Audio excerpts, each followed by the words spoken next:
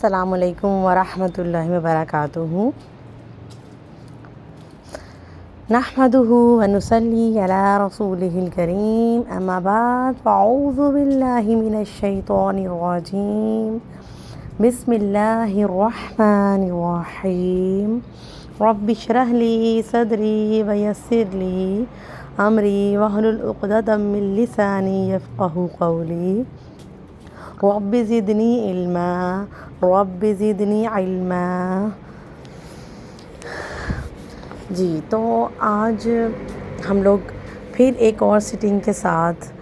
کہ شعبان چل رہا ہے الحمدللہ، اللہ تعالیٰ کے فضل و کرم سے۔ اللہ تعالیٰ نے پچھلے دن بھی گزارے، اللہ تعالیٰ نے زندگی دی، اللہ تعالیٰ کا شکر ادا کرتے ہوئے ہر روز اللہ تعالیٰ کا شکر ادا کیا کریں، اور اللہ تعالیٰ کے مطلب شکر ادا کرنے کے ساتھ ہر دن کا آغاز اللہ تعالیٰ کے کلام پاک سے کیا کریں۔ اور آج جو ہماری سٹنگ وہ پھر شعبان کے اکارڈنگ ہے۔ میں چھوٹے چھوٹے چیزیں، چھوٹے چھوٹے ریمائنڈرز ہیں جو میں اپنے طریقے سے بتانا چاہ رہی تھی، آپ لوگوں سے شیئر کرنا چاہ رہی تھی۔ تو آپ لوگ کوشش کیجیے گا کہ جس تک یہ میری آواز پہنچے وہ ضرور اور لوگوں تک پہنچا دیں، کیونکہ یہ ہم سب کی ذمہ داری ہے۔ دین کے کام کو پھیلانا ہم سب کی ذمہ داری ہے۔ یہ صرف علماء کرام جو لوگ بہت زیادہ نالجیبل ہیں ان کی نہیں ہے۔ کسی کے پاس ایک آیت ہے تو اسے ایک آیت ہی آگے فارورڈ کرنی ہے انشاءاللہ تعالیٰ، یہ ہم سب کی ذمہ داری ہے۔ تو شعبان جو ہے، چونکہ شعبان یہ رجب اور رمضان کے درمیان والا مہینہ ہے، تو حضرت محمد صلی اللہ علیہ وآلہ وسلم کا ایک طرز عمل مجھے بہت اچھا لگتا ہے، بہت اٹریکٹ کرتا ہے ہمیشہ۔ ماشاءاللہ ان کی پوری زندگی اٹریکٹ کرتی ہے، لیکن ایک چیز میں دیکھتی ہوں کہ انہوں نے ہر چیز کو بہتر بنانے کے لیے کچھ فضائل بتائے کہ یہ اس میں یہ اس منتھ کی، اس ڈے کی یہ امپورٹنس ہے، اس منتھ میں یہ کرو، یہ امپورٹنس ہے۔ اس طرح کہ ہم اپنی زندگی کا ہر مہینہ، ہر سال، ہر دن، ہر گھنٹہ، ہر منٹ جو ہے اللہ کی یاد میں گزاریں، کیونکہ حضرت محمد صلی اللہ علیہ وسلم ہمیں کچھ اچھی جنت کی باغات دکھا کے، بتا کے، ان کے بارے میں ہمیں اجر و ثواب بتا کے، اور ہم لوگوں کو نیکیوں کی طرف راغب کیا کرتے تھے الحمدللہ ماشاءاللہ۔ تو اب ہمارا کام یہ ہے کہ ہم بھی انہی چیزوں کو، انہی کسٹمز کو رائج کریں انشاءاللہ تعالیٰ۔ تو جو شعبان ہے، حضرت محمد صلی اللہ علیہ وسلم نے شعبان کے بارے میں کیا فرمایا ہے کہ لوگ رجب اور رمضان کے درمیانی مہینے کو بھولے ہوئے ہیں، پرواہ نہیں کرتے۔ اس مہینے میں نامہ اعمال پیش کیے جاتے ہیں، اور میں چاہتا ہوں میرا نامہ اعمال جب پیش کیا جائے تو میں روزہ کی حالت میں ہوں۔ سبحان اللہ۔ دیکھیں، اب یہ بات تو ہمیں پتہ ہے کہ اللہ تعالیٰ کو روزہ بہت پسند ہے، سب سے پسندیدہ عمل ہے اللہ کے لیے، اللہ کی نظر میں عبادات میں، کیونکہ اس کے بارے میں اللہ تعالیٰ نے فرمایا ہے کہ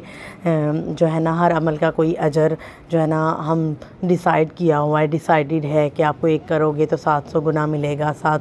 7 گنا ملے گا، 10 گنا ملے گا، 70 گنا ملے گا۔ لیکن روزہ ایسا ہے کہ جس کے بارے میں، جس کا اجر میں خود دوں گا، وہ میرے اور میرے بندے کے درمیان میں راز ہے۔ اب اس راز میں ہمیں دیکھنا یہ ہے کہ ہمارا اخلاص، ہماری پیورٹی کتنی ہے عبادت میں۔ اب ایک پرسن ہے تو میں یہاں پہ تھوڑا سا اس کو ڈیفائن کروں گی کہ پیورٹی کیا، مطلب کہ کیوں کہ ہر بندے کو اجر الگ الگ ملے گا۔ ایک پرسن ہے، وہ صبح اس نے سحری کے لیے اٹھا ہے، اس نے سحری کی ہے، اور سحری کرنے کے بعد اس نے نماز ادا کی، نماز ادا کرنے کے بعد اس نے تلاوت کلام کیا، پھر اس نے جو ہے اس پہ قرآن کی کسی صورت کے اوپر غور و فکر کیا، اور پھر اس نے جو ہے اللہ تعالیٰ کے ذکر و اذکار کیے، پھر اس نے لوگوں کو دین کے کوئی احکامات بتانے کی کوشش کی، جس سے ملا کچھ بنایا اچھا، اور بنا کے دوسروں کو دینے کی کوشش کی۔ مطلب سارا دن اس نے اپنے ہر عمل میں سوچا کہ اللہ کی رضا مجھے حاصل کرنی ہے۔ اور ایک پرسن وہ ہے، کمپیریزن آپ کیجئے گا، ایک پرسن وہ ہے جس نے کیا کیا، اس نے روزہ رکھا، نماز ادا کی الحمدللہ جی ماشاءاللہ، اور سو گیا، اور ظہر کے ٹائم اذان ہوئی، کانوں میں اذان کی آواز آئی اور اٹھ گیا، تو اور اس نے ظہر کی نماز بہت اچھے سے ادا کی، ظہر عصر مغرب افطاری کی، اور جو ہے تراویح جہاں پہ 12 پڑھ سکتے تھے 20 پڑھ سکتے تھے 8 پڑھ دیں کہ بس اتنی ہمت ہے بھئی۔ آج کل کے لوگوں میں اتنی ہمت نہیں ہوتی، وہ اور لوگ تھے جن میں ہمت ہوا کرتی تھی۔ احسان عظیم اللہ تعالیٰ کے اوپر کر دیا، روزہ رکھا ہے نا، تو روزہ تو رکھ رہے ہیں نا، اگر گھر میں بھی نماز مسجد میں جا کے پڑھ سکتے تھے، نہیں گھر میں پڑھ لی۔ تو جو پہلا پرسن ہے اور اس پرسن میں خود ہی کمپیریزن کر کے بتائیں کہ اجر کس کو زیادہ ملے گا، اخلاص کس کا زیادہ اچھا ہے۔ اور ایک تیسرا پرسن، تیسری کیٹیگری ہے کہ جو رمضان آیا ہے، روزہ رکھا ہے، کوئی نماز کی فکر نہیں کی، اور کہ پڑھ لی ہے یا نہیں پڑھی، کبھی دل کیا پڑھ لی، نہیں تو سو گئے، نیند بہت آتی ہے، کمزوری بہت محسوس ہو رہی ہے، اور سکون سے سو گیا۔ تو اب تینوں میں، ان تینوں کیٹیگریز میں دیکھیں کہ ظاہر ہے کہ اجر جس طرح کی کسی کی نیت ہے، جس طرح کا کسی نے عمل کیا ہے، جس طرح کا اس نے دکھاوا کیا ہے یا پھر وہ دل سے کر رہا ہے۔ اور اللہ تعالیٰ کے جو مقرب بندے ہوا کرتے تھے وہ اخلاص عبادت میں بہت پہلو ان کا نمایاں محسوس ہوتا ہے، کیونکہ وہ اپنے عمل کو بڑا کر کے نہیں دکھانا چاہتے تھے اور نہ ہی وہ شو آف کرنا چاہتے تھے کبھی بھی۔ وہ اپنی نیکیوں کو چھپاتے تھے، کیونکہ ان کو لگتا تھا کہ اگر نیکیاں ہماری دوسروں کے اوپر ظاہر ہو گئیں تو اس سے کیا ہوگا کہ ہمارے جو ہے عمل میں برکت نہیں رہے گی، دکھاوا نہ آ جائے، ریاکاری نہ آ جائے، کہ کہیں مطلب کہ ایسا نہ ہو کہ ہم دوسروں کی واہ واہ سمیٹنے کے لیے نیکی کرنا شروع ہو جائیں۔ تو اب اجر کی بات کر رہے تھے ہم کہ اللہ تعالیٰ کی ذات جو ہے اس نے ان تینوں کیٹیگریز کے اکارڈنگ میں جسٹ اور بہت ساری کیٹیگریز ہیں، لیکن میں ایک کمپیریزن بتانا چاہ رہی ہوں کہ اجر اسی طرح سے ملے گا جس طرح کی سے کسی کی نیت ہوگی۔ تو ہم نے کوشش یہ کرنی ہے کہ اپنی نیت کو، انما الاعمال بالنیات، ہم نے سب سے پہلے اپنی نیت کو بہتر کرنا ہے، اور اپنی نیت کے بارے میں دوسروں کو آگاہ نہیں کرنا، کیونکہ نیت عبادت خالص اللہ کے لیے کرنی ہے۔ تو ظاہر ہے کہ ہر بندے کی جیسی نیت ہے، جیسی اس کے عمل ہے، جیسی اس کی تھنکنگ ہے، اس کے اکارڈنگ اس کو اجر ملے گا انشاءاللہ تعالی۔ تو یہ اخلاص جو ہے اس کو کوئی بھی دنیا میں نعم البدل نہیں ہے، کوئی بھی دنیا میں اخلاص کو جو ہے نہیں پہنچ سکا، مطلب اس کا کوئی بھی اجر نہیں دے سکتا سوائے اللہ تعالیٰ کی ذات کے۔ اس لیے اللہ تعالیٰ نے اسے اپنے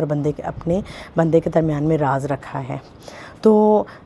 جب بات ہو رہی تھی شعبان کی اور روزے کی، تو اب روزہ جو ہے وہ مالی عبادت بھی ہے، ہم اس میں کوشش کرتے ہیں اچھا کھائیں، بدنی عبادت بھی ہے الحمدللہ، اور اس سے ہمیں تقویٰ حاصل ہوتا ہے، کیونکہ جب ہم روزہ رکھتے ہیں تو ہمارے اندر طاقت کی کچھ کمی ہوتی ہے، جس سے کیا ہوتا ہے کہ ہم گناہوں کی طرف بھی راغب ہونے کی کوشش نہیں کرتے، مطلب اگنور کر جاتے ہیں۔ تو روزہ بیسیکلی ہمیں پاک کرتا ہے، ہمارے بدن کو بھی پاک کرتا ہے، ہمارے برے اعمال کو بھی پاک کرتا ہے۔ تو اگر ہم پورا سال میں اچھے اعمال نہیں تھے ہمارے پاس، اب جب نامہ اعمال پیش کرنے کا وقت آیا ہے شعبان میں، کیونکہ اعمال پیش کیے جاتے ہیں اللہ کے ہاں، تو جب اعمال پیش کرنے کا وقت آیا، اگر ہم اس ٹائم روزے کی حالت میں ہیں تو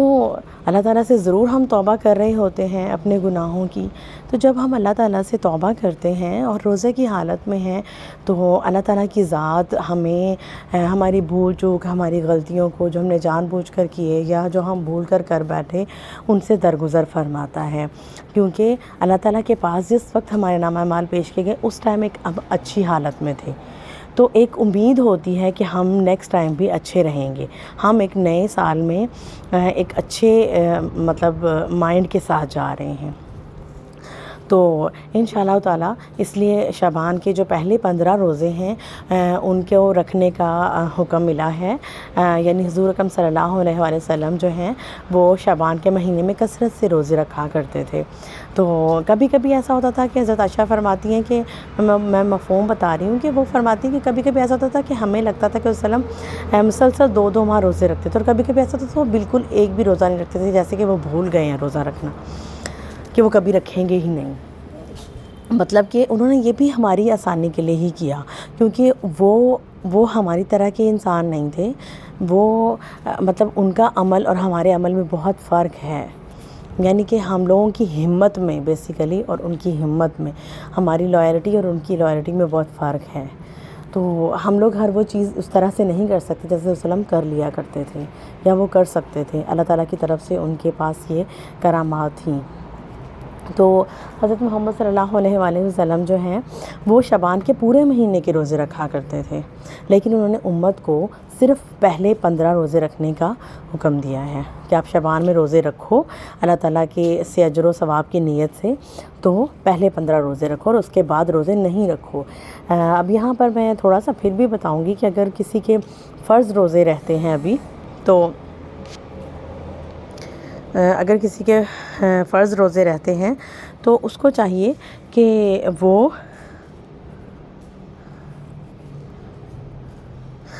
اس کو چاہیے کہ وہ کچھ روزے رکھ لے اور کچھ شوال کے لیے رکھ چھوڑے، اور کوئی رکھ بھی سکتا ہے، اس کے لیے وہ ایک الگ ایشو ہے۔ تو اب یہ ہے کہ شوال میں ہمیں زیادہ سے زیادہ ذکر کرنا ہے، تہجد کی عادت بنانی ہے، اور آج سے تھوڑا سا جلدی سونے کی کوشش کرتے ہیں اور تہجد کے ٹائم اٹھنے کی، تاکہ یہ ہو کہ ہم رمضان میں بھی تہجد پڑھیں گے، اس سے پہلے ہی ہم نیت کر لیتے ہیں۔ اللہ تعالیٰ کو بہت اچھا لگتا ہے کہ یہ رمضان کا بہت انتظار کر رہے ہیں اور دل لگا کے عبادت کرنا چاہ رہے ہیں۔ تو انشاءاللہ تعالیٰ ہم نے شعبان میں بدعات سے بچنے کی بھی کوشش کرنی ہے کہ 15 تاریخ کو بہت ساری جو علاقے ہیں، کچھ جگہ ہیں، وہاں پر وہ سمجھتے ہیں کہ مردوں کی عید منائی جاتی ہے 15 شعبان کو، تو ایسا کچھ نہیں کرنا، ایسا کچھ بھی مردے جو ہیں وہ عید نہیں مناتے ہیں، تو ان کے لیے ایسا کچھ پکانے کی ضرورت نہیں ہے، ایسا کچھ نہیں کرنا ہے انشاءاللہ تعالیٰ۔ ہم لوگ اللہ تعالیٰ کے احکامات کو آگے بڑھائیں گے، احادیث کو صحیح طریقے سے سمجھیں گے اور صحیح احادیث کو آگے پہنچانے کی کوشش کریں گے۔ آپ لوگ ایک دوسرے کو چھوٹی چھوٹی بات، چھوٹی سی نیکی، یا پھر کہ جب بھی کوئی بات ہو تو اللہ تعالیٰ کا ذکر ضرور کر لیا کریں، کوئی بھی کسی بھی مجلس میں بیٹھیں، اگر کوئی برائی بھی ہو رہی ہے تو توبہ کر لیں۔ تو حضور اکرم صلی اللہ علیہ وسلم جو ہیں وہ استغفار کیا کرتے تھے، ابھی سے بہت زیادہ استغفار کرنا شروع کر دیں۔ تو یہ ہم لوگ رمضان کی تیاری کر رہے ہیں شعبان میں، تو شعبان کا جو مہینہ ہے